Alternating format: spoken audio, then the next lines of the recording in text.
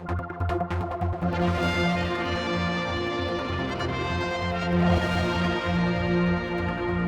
come out to St John's, a very apt place to do this interview. We're talking about MIFA and all the events coming up. But first of all, let's talk to Chris, because you've now been announced you're in charge. You're going to take the team forward. Exciting news for you?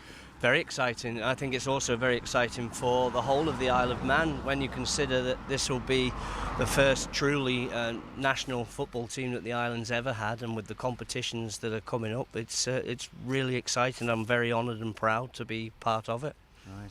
Almost Blackburn, this is your idea, wasn't it? All born out of an event that you were holding here last year? Yes? Yeah, I mean, this originally started off with the Tynwald Hill International Football Tournament, and at that tournament there was various members of non-affiliated football or non-FIFA football, or whatever you want to call it, and they had an idea of setting up a worldwide organisation where countries, nations, micronations, entities that aren't recognised could actually represent themselves in football on the world stage, and at the same time get a message out about their culture and heritage, and I think that ticks all the boxes for the Isle of Man. Exciting that the Isle of Man will be able to play under their own flag, I suppose. This whole thing is going to be going towards Sweden, of course, which is a big event that you've got involved in. Tell us about that. Yeah, I mean, what basically we're trying to do is get a team, Ellan Vannin, as I said before, recognised on the international stage. What we're trying to do as well is promote, as I said, the culture and heritage at the same time. This isn't just about a game of football. I think Chris is going to find this totally different. He's going to be experiencing something he's never done. It is international football, first of all, so he's not going to get the players like months and months in advance. He's going to get the players 2 or 3 weeks before the actual tournament, have to put a team together. He's bringing them from all over the world. So, I mean, it's going to be a totally new experience to him. He's going to have to learn the Manx national anthem. And also, I mean, all the players and himself and his coaching staff are going to have to know about the Isle of Man when they go, for example, to Sweden.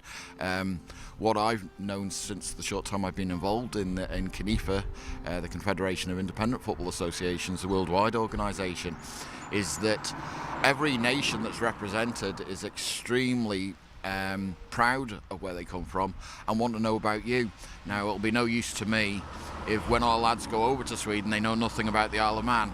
And it's gonna be a big, well, you can say it, a culture shock. Interesting for you to be able to pick your team, because they've got to have Manx in their DNA, I understand. Yeah, that's right. They've got to have Manx birthright or grandfather rights, and what it will do, it'll give an opportunity to different selection of players, throughout the Isle of Man, and also, like Malcolm said, bringing players back from America, from Ireland, and who knows, from Australia. If somebody's out there and is particularly really good, then if he wants to play for his country, then he's got the chance to do so. Now, that's very exciting. Do you have a list of these people, or do they need to come forward to you if you don't already know about them? We have a very good knowledge of who is Manx and who isn't Manx at the moment, and we're slowly working through a list of trying to culminate a decent squad. The one thing that we aren't doing is naming a squad and then looking for people that perhaps can't make it, because then it second guesses everybody and makes somebody feel that they're second choice, and that's the one thing I'm trying to avoid. Okay. Now, you've had a name change. Tell us about what that's about. Yeah, there's two main reasons for that. Obviously, we've been working with the Isle of Man FA now over the last 5 or 6 months trying to resolve the issue of non-affiliated football. This was a very grey area in world football, and I mean, thankfully I can now say that's been totally resolved, and I would like to publicly state that as we always like to do, we like to see confrontation and that sort of thing. That wasn't going on between ourselves and the Isle of Man FA. We've been working together to try and resolve this. Mr. Jones and Mr. Stennett have been absolutely amazing, the amount of work they've put in. And what we can be proud of on the Isle of Man is that between the two organisations, we've been able to set a sort of precedence now for world football. Now, the problem was our name, Manx Independent Football Association, as such did sort of suggest that there was some sort of conflict between the two parties, independent and association. And we felt, a change to the, and I hope I get this right because I'm trying to say it now, is Manx International Football Alliance sort of demonstrates that we are working with the Isle of Man FA.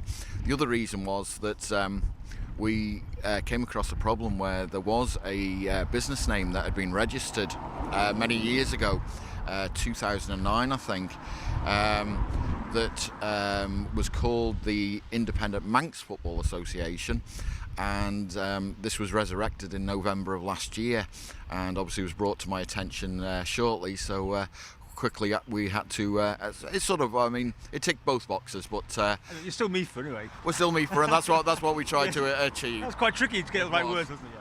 Alliance is a far better word, isn't it? Yeah. Really, it does show that the two organisations that they do want to work together, and they have to work together to make everything work. Fine, let's talk about the Monaco friendly, shall we? Are you looking forward to that? Very much so, yeah. The Monaco friendly, it's going to be a completely different thing. We're playing the Principality of Monaco rather than the French league side, because we're not allowed to play league or club sides being an international team. So all our friendlies will be against international opposition, which again is something completely different and something that we're not used to. But it is really exciting, and anybody that gets involved with this, they should be really proud to actually play for their country now. And I think it's going to be held on the Isle of Man, so tickets and people can come along and that sort of thing. Yeah, basically it's going to be held at the Bowl. It's on the 6th of April, which again, there's another reason for that. We've tied ourselves with our sort of link now with Darfur United and Darfur in the refugee camps in the Chad-Sudan border. We've tied ourselves with the United Nations, and through the Isle of Man United Nations Association and the International Black and White Association, we're holding this match on what is known as the United Nations International Day of Sport. So we're also bringing them two organisations into this, and all proceeds from the match are going towards Darfur United, with the idea that that will assist them in their travel costs from Chad over to Sweden to join us to compete, hopefully with us and maybe against us in June. What I think we should say at this point is it's his driving force, isn't it, that's been doing so much of this. He's quite modest about it, but really you got to be in the bonnet about this and got people on side, which is so important. Yeah, Malcolm has to take all the plaudits for actually pushing this through, and with the tournament he started in St John's last year, and it gave people have taken ideas from that. But I think the enormity of it for me is that how economically this can be really good for the Isle of Man with the cultural side of it, because we are the smallest nation in it.